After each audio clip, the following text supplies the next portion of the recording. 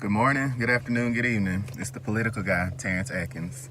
I just want to come today and start with this introduction video before I start doing lives, because there's nothing worse than somebody doing a live with two people on it. So I just wanted to come and talk to you about my political conviction and just a little bit about my political base and background. I was born and raised in Decatur, Alabama, which is small town Alabama. It's a decent sized city. It's not big. It's not Birmingham or Huntsville. It's just it's a decent city. I grew up in a neighborhood that was predominantly black. Even though I went to schools that were, evenly mixed or whatever, however you want to say it. I grew up in a black community with, black family, black church, black politicians.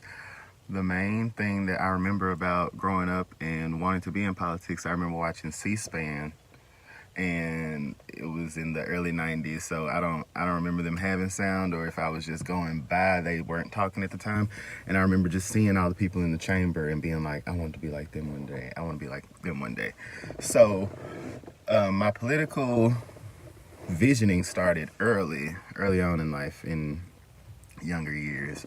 And growing up in Decatur, being in District 1, which is my home district, it's the predominantly black area, has actually like two general neighborhoods that are in it that are District 1, and they're mostly black.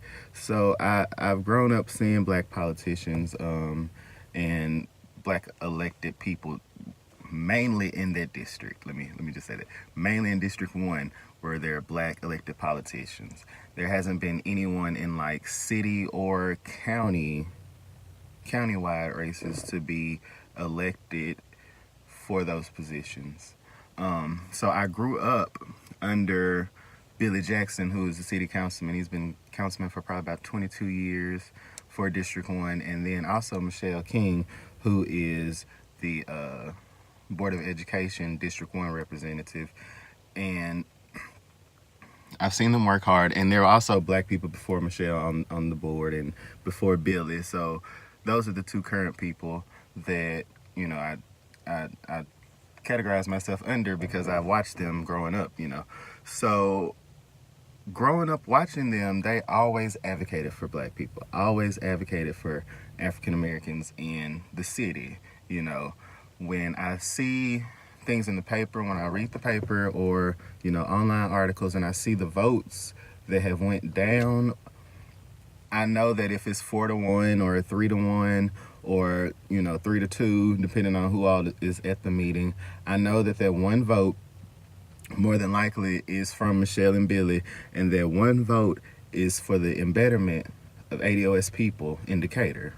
And if you have a better ADOS people in your city, it will embetter the city as a whole. So I have always grown up seeing, that type of leadership from the black politicians. I will stand out. I will be that one person that says, no, this is not working because this is not helping my community.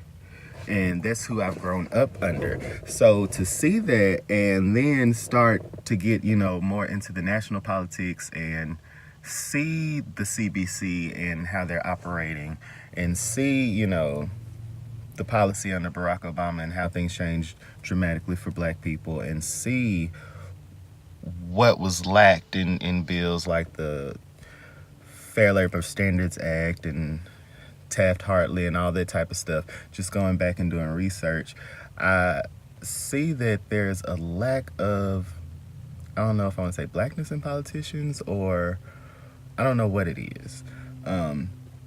Because when I look at some of these people, I'm not going to call out anybody specifically because there'll be time for that. But when I look at these people, most of them come from predominantly black districts. So there isn't the scare of, if I don't do this, or if I stand with black people, then I might lose my race. And it's disheartening to see our leaders, the ones that we have elected, just basically neglecting us. So I decided to do this channel just to, kind of talk about black politics, kind of make it a little bit easier on everybody, talk about politics in general, But just to kind of make it easier on everybody, when I thought about doing it, I was trying to come up with a name. Well, I wasn't really trying to come up with a name. I already had the page and I had it saved, and I didn't know what I was gonna call it or what it was gonna be. But I was just sitting there and I was like, when I think about the ADOS community, I think most of these people are probably the political people in their circle, and they're the ones that know about politics, have read a little bit about policy, things of that nature. So I was like, I'm pretty much the political guy in my circle, my circle of friends, or outside of my circle as well. So I just named it the political guy. It's something simple, something kind of catchy, just to get you guys to see that politics is not as daunting as it seems. Once you break it down in levels and you break down, what these people do and what they don't do, and once you see what they haven't done, like it's amazing to see how they keep getting reelected when their districts are, you know, they're not where they need to be. And spending time on DACA and immigration and on this Trump collusion thing is not helping the ADOS community. And it's time for us to think about who we're electing. We have to start early.